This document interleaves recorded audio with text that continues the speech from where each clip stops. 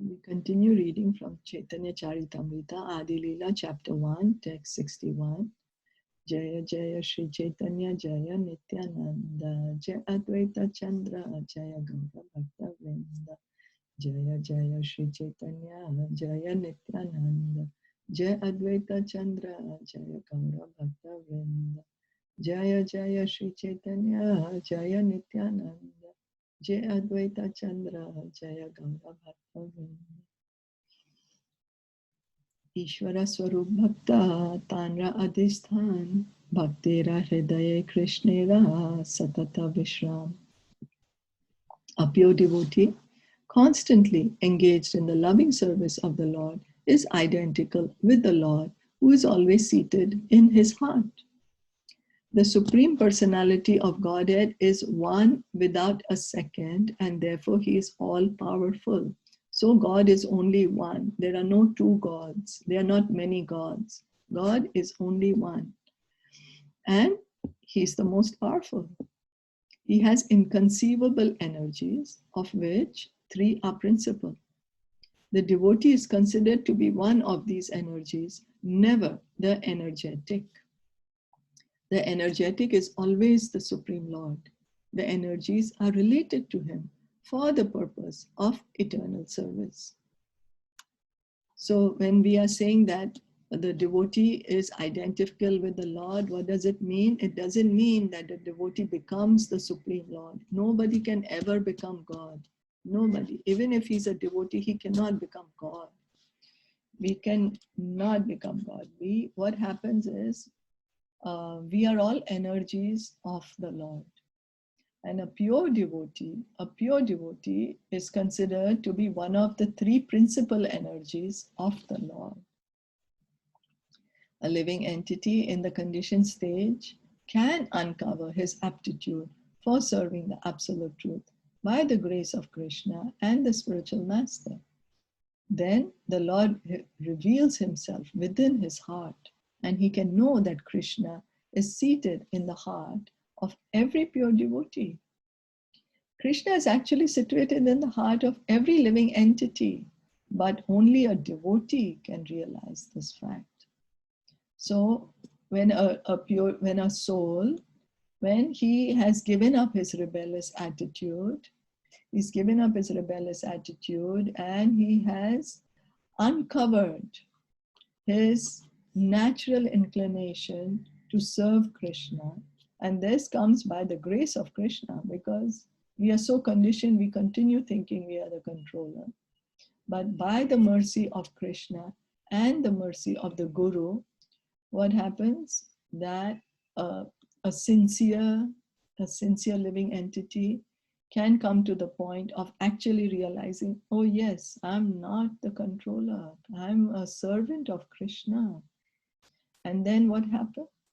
Then, because Krishna is in the heart of each and every living entity, but because our consciousness is covered, we are not able to see him. But one whose consciousness is clear, who's understanding, oh yes, I'm an eternal servant of Krishna. What I have to do, I serve Krishna. And he receives this knowledge by the grace of Guru and Krishna. And then he can see Krishna everywhere, in everyone's heart, because he can see Krishna in his own heart. Is that okay? Yes. So it all begins by hearing and chanting. All begins by hearing and chanting. Sadho hridayamayam sadhunam hridayam tva aham mad anyat tena jananti naham tebhyo manag api. Saints are my heart, and only I am their hearts. They do not know anyone but me, and therefore I do not recognize anyone besides them as mine. This verse appears in Srimad Bhagavatam 9.4.68 in connection with a misunderstanding between Durvasa Muni and Maharaj Ambarish. As a result of this misunderstanding, Durvasa Muni tried to kill the king when the Sudarshan Chakra, the celebrated weapon of Godhead, appeared on the scene for the devoted king's protection. So what happened is, Durvasa Muni, he's a great mystic yogi, and he came to Ambarish Maharaj. Ambarish Maharaj was observing the Ekadashi fast for 1 year, and it was Durvasa Muni told him, I'm going to take shower and come back and we'll have prasad.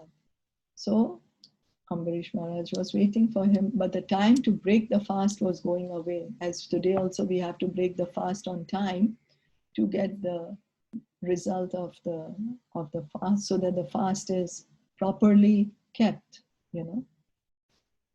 But of course, when we are doing it only for devotion for Krishna, then sometimes we are not able, if we are not able to break the fast on time due to some unforeseen circumstances, we should not get paranoid, and we should just understand, yes, Krishna has accepted it because the idea was only for the pleasure of Krishna. But of course, as far as possible, we should break the fast within the allocated time.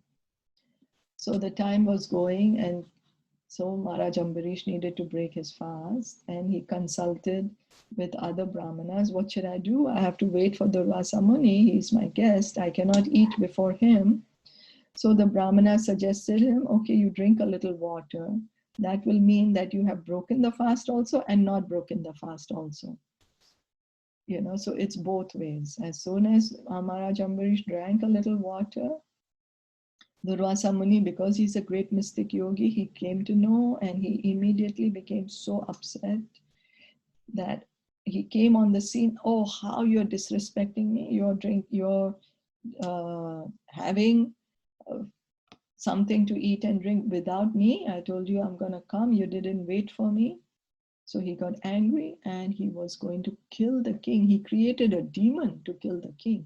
Now, Durvasa Muni is a great mystic yogi. Imagine, he is a mystic yogi that he can create a demon also. And he's done a lot of meditation, a lot of tapasya, but he was not yet overcome his anger and false ego. And he was trying to kill this pure devotee of Krishna. Now Krishna, he's personally always wanting to protect his devotees. Krishna immediately sent the Sudarshan Chakra to kill Durvasa Muni.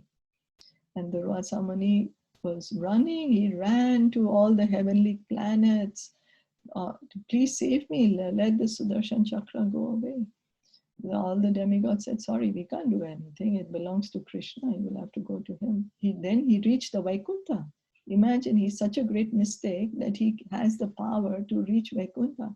He reached Vaikuntha. He's asking over there, oh, please, let's stop this Sudarshan Chakra. It's going to kill me. I'm sorry, you know, leave me. That's when Krishna says that, oh, I can't do anything. But then Durvasa Muni says, don't you have a heart? Don't you have a heart? I'm begging you to stop this, the Sudarshan Chakra. You don't have a heart? You just want to kill me like that? Then what does Krishna says? That I don't have my heart. I don't have it. My heart is with my pure devotees. Because they know only me. They don't know anyone else but me. So I don't have my heart. My heart is with them. In my heart is only the pure devotees. Only the devotees are in my heart, and I'm in the heart of the devotees. So if you want to be saved, you go back to Ambarish Maharaj, and only he can save you. If he forgives you, I will forgive you. So then what happened? He went to Ambarish Maharaj, and Ambarish Maharaj said, oh, I didn't even take an offense. It's okay. And immediately the Sudarshan Chakra vanished. And so this is how great a devotee is. And Ambarish Maharaj did not take offense, or you were trying to kill me. How would we react? You know, we would say, would we be able to forgive easily, really from the heart? Or would we hold on, hey, you tried to kill me, you know? What would we do? So when the Sudarshan, when the Sudarshan Chakra attacked Durvasa Muni, he fled in fear of the weapon and sought shelter from all the great demigods in heaven. Not one of them was able to protect him. And therefore Durvasa Muni prayed to Lord Vishnu for forgiveness. Lord Vishnu advised him, however, that if he wanted forgiveness, he had to get it from Maharaj Ambarish and not from him. In this context, Lord Vishnu spoke this verse. The Lord, being full and free from problems, can wholeheartedly care for his devotees. His concern is how to elevate and protect all those who have taken shelter at his feet. So what does the Krishna's care? What does he want? He has no worries. He has no problems. He has nothing. But what does he want to do? He wants to take care of his devotees. That's his concern. How can I protect all of them? How can I elevate everyone who has taken shelter of my lotus feet? The same responsibility is also entrusted to the spiritual master. The bona fide spiritual master's concern is how the devotees who have surrendered to him as a representative of the Lord may make progress in devotional service. So a true guru, what is his own only concern is whoever have accepted him as a guru, how he can connect them to Krishna, how he can bring them back home, back to Godhead, how he can engage them in bhakti, in devotional service. The Supreme Personality of Godhead is always mindful of the devotees who fully engage in cultivating knowledge of him, having taken shelter at his lotus feet.